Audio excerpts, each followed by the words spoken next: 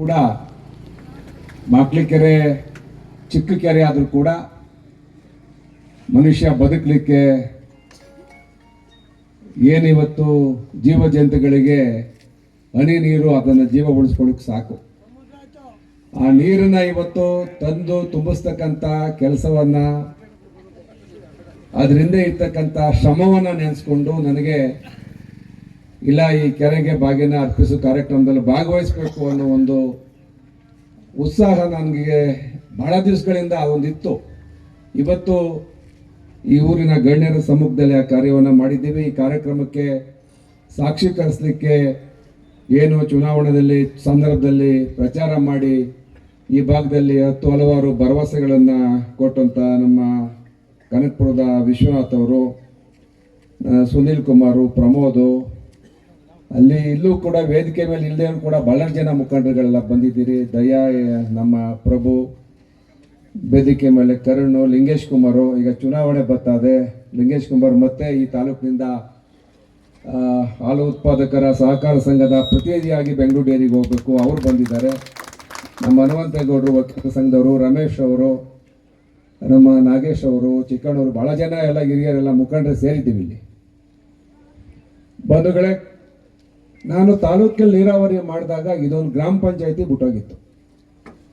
ಇದೊಂದು ಗ್ರಾಮ ಪಂಚಾಯತಿ ಯಾಕೆ ಬಿಟ್ಟೋಗಿತ್ತು ಅಂದರೆ, ಕಡ್ವ ನಾವೇನು ಇಗ್ಲೂರಿಂದ ನೀರು ಎತ್ತೀವಿ ಅಲ್ಗೂ ಇಲ್ಗೂ ಭಾಳ ಎತ್ತರ 300 ಮೀಟ್ರ್ ಇರ್ಬೋದು. ನನಗೆ ಸರಿಯಾಗಿ ಅಂಕಿಅಂಶಗಳ ಮಾಹಿತಿ ಇಲ್ಲ ಇವಾಗ, ಯಾಕೆಂದ್ರೆ ಭಾಳ ವರ್ಷ ಆಯಿತು. ನಾನು ಏನೇನೋ ಟ್ರೈ ಮಾಡಿದೆ, ಅಲ್ಲಿಂದನೇ ನೀರು ತುಂಬಿಸ್ಬೋದು ಅಂತ, ಆಗಲ್ಲ ಅಂತ ಅಂದು ಈ ಗ್ರಾಮ ಪಂಚಾಯತಿನ ಆಗ ನಾವು ಕೈ ಬಿಟ್ಬಿಟ್ಟು.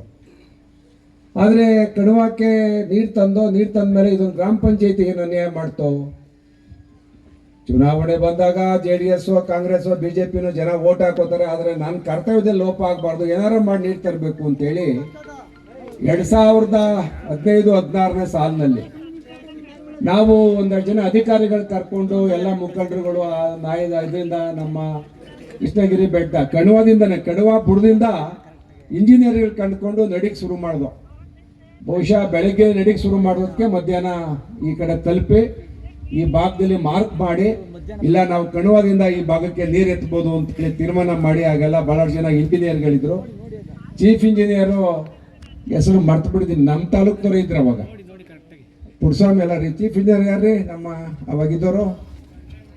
ಶಂಕರೇಗೌಡಲಯ ಸಣ್ಣ ನೀರಾವರಿ ಇಲಾಖೆನಲ್ಲಿ ಒಬ್ಬರು ಎಲೆಕೆರೆಯವರು, ಕುರುಬ ಸಮಾಜದವರು, ಆಗಲೂ ಇವರೇ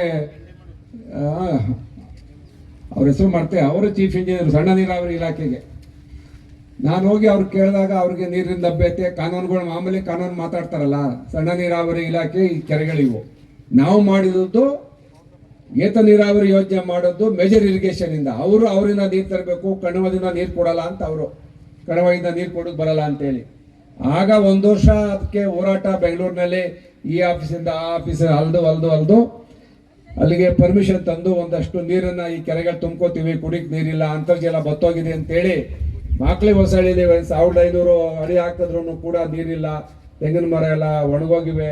ಹೆಂಗಸರು ತಾಲಿ ಗಂಡಸರು ಬೋರ್ವೆಲ್ ಹಾಕ್ಸೋಕ್ಕೆ ಹೆಂಗಸರು ತಾಲಿ ಬಂದ್ಬಿಟ್ಟು ಇಡೀ ಚಿನ್ನ ತಗೊಂಡೋಗಿ ಹಡ ಇಟ್ಟವ್ರೆ ಅಂತೇಳಿ ದಾಖಲೆಗಳ ಸಮೇತ ಅಧಿಕಾರಿಗಳಿಗೆ ಒಪ್ಪಿಸಿ ಸರ್ಕಾರದ ಮನವೊಲಿಸಿ ಸುಮಾರು 2016 ಅಂತ ಕಾಣ್ತದೆ. 2016ರಲ್ಲಿ ನಾನು ಅಲ್ಲಿಂದ ಒಂದು ಪರ್ಮಿಷನ್ ತಗೊಂಡು ಆಮೇಲೆ ಸಣ್ಣ ನೀರಾವರಿ ಇಲಾಖೆಯಿಂದ ಮೊದಲು 4 ಕೋಟಿ ಬಿಡುಗಡೆ ಮಾಡಿಸಿ ಇದಕ್ಕೆ ಟೆಂಡರ್ ಕರೆಸಿ ಇದಕ್ಕೆ ಕೆಲಸ ಪ್ರಾರಂಭ ಮಾಡಿದ್ವಿ. ದುರಾದೃಷ್ಟ ನನ್ನ ಮಧ್ಯೆ ಒಂದು 5-6 ವರ್ಷ MLA ಆಗ್ಲಿಕ್ಕೆ ಆಗಲಿಲ್ಲ. ಆ ಸಂದರ್ಭದಲ್ಲಿ ಅಧಿಕಾರಿಗಳ ಸ್ವಲ್ಪ ನಿರ್ಲಕ್ಷ್ಯದಿಂದ ಒಂದಷ್ಟು ಲೋಪದೋಷಗಳು ಆಗಿದೆ. ಇಲ್ಲಿ ಕೆಲವು ಪೈಪು ಕಳಪೆ ಆಗಿರ್ಬೋದು. ಒಂದ್ಸರಿ ಅವರೇ ಕೇಳಿದ್ರೆ ಹೇಳ್ತಾರೆ, ಇಲ್ಲ ಎಲ್ಲ ಕೆರೆಗೂ ಒಂದೇ ಸರಿ ನೀರು ತುಂಬಬೇಕು ಅಂತ ಮಾಡೋರೆ ಸರ್ ಅಂತೇಳಿ. ಏನೋ ಅವತ್ತು ಅಧಿಕಾರಿಗಳು ಮಾಡಿರ್ಬೋದು. ಆದರೆ ಒಟ್ಟಾರೆ ಯಾವುದೇ ಲೋಪದೋಷ ಇದ್ರು ಕೆರೆಗಳ ನೀರು ಬರ್ತಾ ಇದೆ. ಆದರೆ ಇವತ್ತು ಕೆರೆಗಳ ನೀರು ಬಂದರೂ ಕೆರೆಗಳ ನೀರು ನಿಲ್ತಾ ಇಲ್ಲ. ಏರಿಗಳು ಲೀಕ್ ಆಗವೆ, ಅದನ್ನು ಸರಿ ಮಾಡಬೇಕು. ಈಗ ಮಾನ್ಯ ಸಚಿವರಲ್ಲಿ ಮನವಿ ಮಾಡ್ಕೊಂಡಿದ್ದೀನಿ, ಏನು ಈ ಭಾಗದಲ್ಲಿ ಇರ್ತಕ್ಕಂಥ 6-7 ಕೆರೆಗಳಿಗೆ ಎಲ್ಲ ಕೆರೆಗಳನ್ನು ಏರಿ ನಮ್ಮ ತೂಬನ್ನ ಕಾಲುವೆಗಳನ್ನು ರಿಪೇರಿ ಮಾಡಿಸ್ಬೇಕು ಅಂತೇಳಿ ನೀರಾವರಿ ಇಲಾಖೆಗೆ ಈಗ ಬೋಸ್ರಾಜ್ ಅವರು ನಮ್ಮ ಮಂತ್ರಿಗಳಿಗೆ ನಾನು ಮನವಿ ಕೊಟ್ಟಿದ್ದೀನಿ. ಬಹುಶಃ ಇದಕ್ಕೆ ಹಣ ಬಿಡುಗಡೆ ಆಗುತ್ತೆ ಅಂತ ಕಾಣ್ತದೆ. ನಮ್ಮ ಇಲಾಖೆ ಇಂಜಿನಿಯರ್ಗಳು ಕೂಡ ಮಾಹಿತಿ ಕೊಟ್ಟಿದ್ರು. ಈಗ ಇಲ್ಲಿಂದ ಹಿಡಿದು ಯಾವುದು ಕೆಳಗಡೆ ರಾಮನರಸಿಂಹ ಕೋಟೆ ಒಂದು ಕೆರೆ ಅದು ಲೀಕ್ ಆಗುತ್ತೆ, ಹೊಸಕೆರೆ ಅದನ್ನು ಮಾಡಬೇಕು ಅಂತೇಳಿ. ಉದ್ದಕ್ಕೂ 4-5 ಕೆರೆಗಳಿಗೆ ನಾವು ಈಗ ಕೆಲಸ ಪ್ರಾರಂಭ ಮಾಡಿಸ್ತೀನಿ. ಇವೆಲ್ಲ ಮುಂದುವರ್ಸಕ್ಕೆ ಆಗ್ಬೋದು, ಒಟ್ಟಲ್ಲಿ ಪ್ರಾರಂಭ ಮಾಡ್ತೀನಿ. ನಾನಂದೆ ಲೀಕ್ ಆಗ್ತದೆ ಕೆಳಗಡೆಗೆ ನೀರು ಬಂದಾಗ ಲೀಕ್ ಆಗಲಿ ಬಿಡೋಣ, ಏನು ಮಾಡೋಕ್ಕಾಗದೆ, ಅಂತರ್ಜಲ ಜಾಸ್ತಿ ಆಗ್ತದೆ. ಎಲ್ಲ ಒಂದ್ ಕಡೆ ನೀರು ಬಂದ್ರೆ ಭೂಮಿ ನೀರು ಕುಡಿದ್ರೆ ಯಾರ್ಯಾರು ಬೋರ್ಗಳಲ್ಲಿ ಇಂಪ್ರೂವ್ ಆಗ್ತದೆ ಅಂತ ತಮಾಷೆಗೆ ಅಂತಿದ್ರು. ಚಿಕ್ಕಣ್ಣ ಯಾವ ಕೆರೆ ನಿಲ್ಲಲ್ಲ, ತೂತಾಗ್ಬಿಟ್ರೆ ಮಡಕೆ ಹಂಗೇನೆ ನೀರು ನಿಲ್ಲಲ್ಲ. ಕರೆಕ್ಟಾಗಿ ಇದ್ದಿದ್ರೆ ಯಾಕೆ ಹಿಂಗಾಗೋದು ಹೇಳಿ.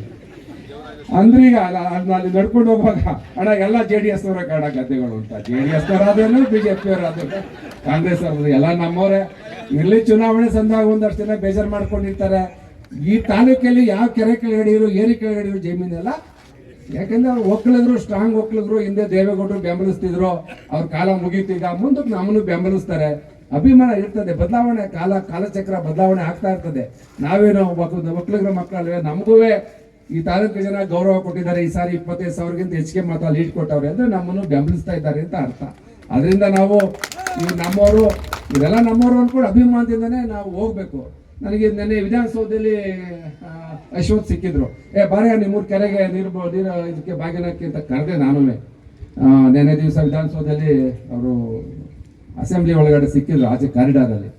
ಹೀಗೆ ನಮ್ಮ ರಾಜಕೀಯ ಏನೇ ಇರ್ಬೋದು, ಆದ್ರೆ ಅಭಿವೃದ್ಧಿ ದೃಷ್ಟಿಯಿಂದ ಅಭಿವೃದ್ಧಿ ಮಾಡುವಾಗ ನಮ್ಮ ಸಮಾಜಕ್ಕೆ, ಈ ತಾಲೂಕಿಗೆ ಒಳ್ಳೆ ಕೆಲಸ ಮಾಡಬೇಕು ಅಂದಾಗ ನಾವೆಲ್ಲ ಏನೇ ಇದ್ರೂ ಸೋತಾದ್ರೂ ನಾವು ಮಾಡಬೇಕು. ಈ ಮಧ್ಯೆ ಒಂದಷ್ಟು ಜನ ಎದ್ಬಿಟ್ಟಿದ್ರು, ಇಲ್ಲ ಈ ಕೆರೆಗೆ ಕುಮಾರಣ್ಣ ನೀರು ತಂದ JDS ಅವ್ರು ಮಾಡಿದ್ರು ಅಂತ. ನಾನು ದಾಖಲೆಗಳನ್ನ ಮಾಧ್ಯಮದ ಮಿತ್ರರು ಕೊಡ್ತೀನಿ. 2016ರಲ್ಲಿ ಯಾವಾಗ ಪ್ರಾರಂಭ ಮಾಡ್ದೋ, ಏನೇನು ಅದಕ್ಕೆ ಕರೆಸ್ಪಾಂಡೆನ್ಸ್ ಮಾಡ್ದೋ, ಏನೇನು ಹೋರಾಟ ಆಯಿತು. ಇದು ಸಣ್ಣ ನೀರಾವರಿ ಇಲಾಖೆಯಿಂದ ಮಾಡಿರ್ತಕ್ಕಂಥ ಯೋಜನೆ. ಇಡೀ ತಾಲೂಕಲ್ಲಿ ಸಣ್ಣ ನೀರಾವರಿ ಇಲಾಖೆಯಿಂದ